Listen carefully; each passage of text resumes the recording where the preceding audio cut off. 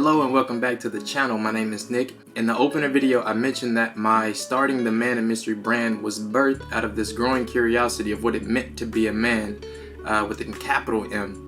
This being informed by my faith and revealed to us in the person of Christ the God-Man. There's a lot to unpack there, but that's not for me to unpack. And so my hope is to bring some people along this journey who can provide some better insight into what that means, because I'm still a student and I'm still learning what that truly means myself. So what I want to do now is reintroduce an excerpt from a lecture delivered by Father Freeman.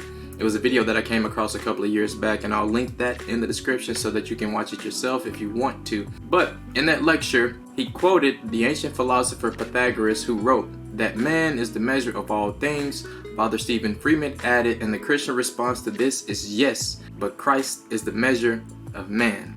So like I've mentioned in videos past, there was just something that my inner man craved that my vices could no longer satisfy nor strengthen. What my inner man knew it needed was virtue. You know, those seemingly forgotten but very distinct qualities of a man that cannot be bought.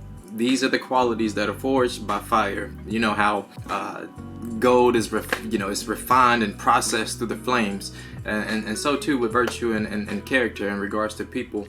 But it's a process. It's a painful process. It's an uncomfortable process, and it's a mysterious process. And it's one that requires you to know thyself, or to get to know thyself. So that's what I want to discuss in these next series of videos. How do we start to come to terms with who we are? I've been on the internet a little bit, and I do my browsing, maybe a little bit too much browsing, especially on YouTube. But there's some ideas out there that are circulating.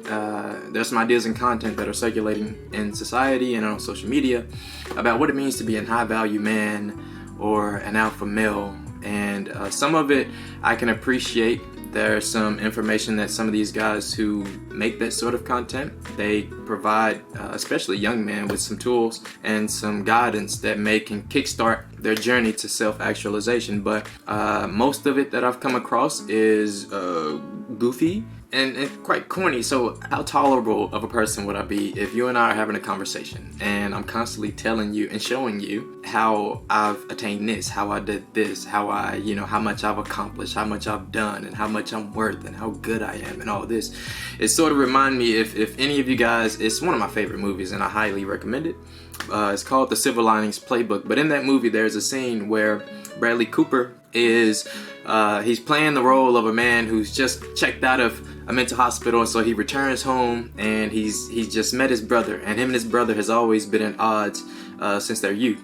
And so he returns home, and he's coming out of a mental facility, and his brother is, he's well off, he's doing okay for himself. And so they begin to talk, they see each other for the first time in a long time, and they have this discussion where his brother is going on and on about, you lost your wife, I just got married, you lost your job, and my career is steady progressing upward. And at the end of that conversation, it was about a 30-second dialogue, and at the end of that conversation, the only thing that he had left to say was, I got nothing but love for you, brother. So to further illustrate this point, I want to start with a question. How do we get a better gauge on ourselves when we have everything or when we have nothing? And who are we under either circumstance? And so I just want to take a moment to share a story with you, because the night that this happened, this was something that I had to wrestle with, this very question. And so I had just a random night, I had just finished up some beers, and I like to take me a little walk before I lay down for bed. And it's a part of my daily workout. This is my little daily workout. I call it my thinking time. And I'm going on it's a sad workout, very sad workout, because it's not far. But anyway, let me get back to the story. So I'm taking my walk, and as soon as I stepped out, I'm about a few paces outside my door, and I hear some noise just coming from around the area. And I don't pay no attention to it. It could have been anything. And so as I get further down my driveway, and the noise get a little bit louder, and I can finally hear the rummaging, and I look down the block about 6 houses down under a street light. There's a man standing, leaning on his bike, digging through somebody's trash. My first judgment was, damn, I probably need to turn around because he's up to no good. He's probably stealing, doing something he ain't got no business. But I needed to complete my sad workout. So I continue on and I creep out into the road, and as I'm creeping out and heading where I'm going, he's finally, our paths cross, and as he's riding up, I can see a sack hanging from his side. By this time, I finally got a sense of what was actually taking place during the time I was judging the man. And as he's passing me, out of a guilty conscience, I just hey man, do you have everything that you need? And he turns his bike around, he comes up to me, he's like, man, I just going through that trash. I actually grew up in that house, man. I just got out. I've been gone for like 28 years, but I just got out and I was able to bury my mom. But yeah, man, I was just looking for a meal, and man, they just threw out some food that wasn't even spoiled yet. And so, yeah, I got this little dinner, but if you have some cash, I got a Kindle that I'm selling for like $30. I'll even take $20 for it. And my broke ass don't have money.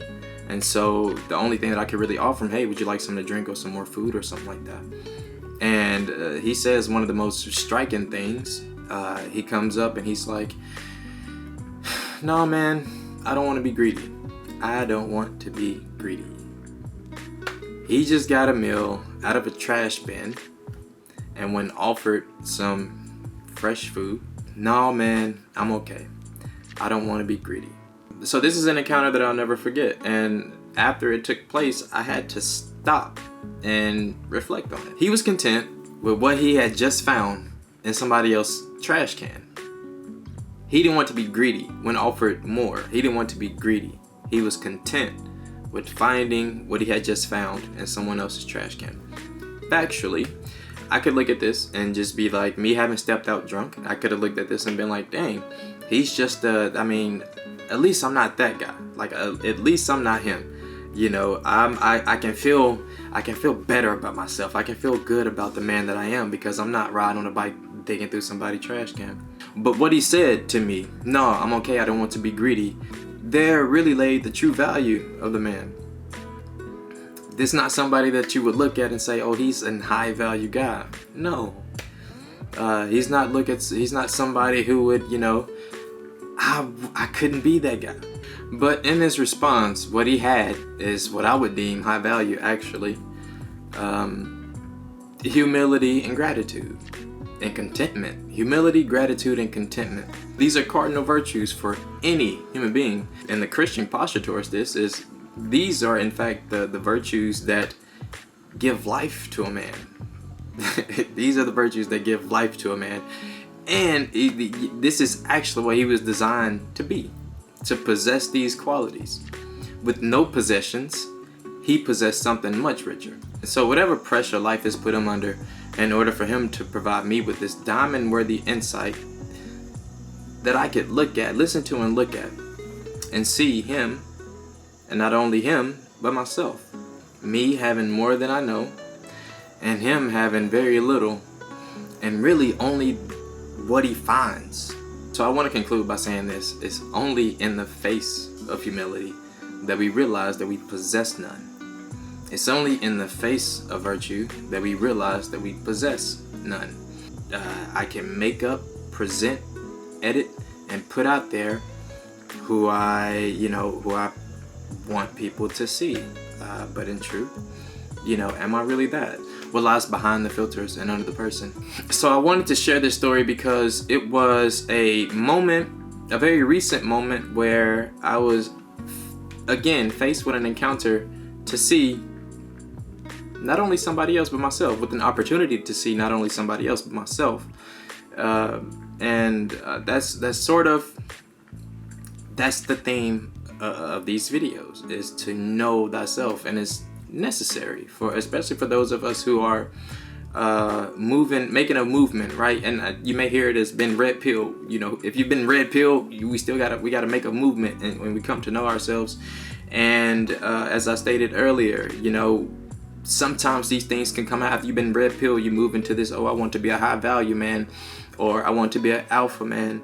And okay, there's nothing wrong with those things, but some of us may be in my position, your position, or the guy on the bike's position, and they're not glorified positions to be in, but that's where we find ourselves.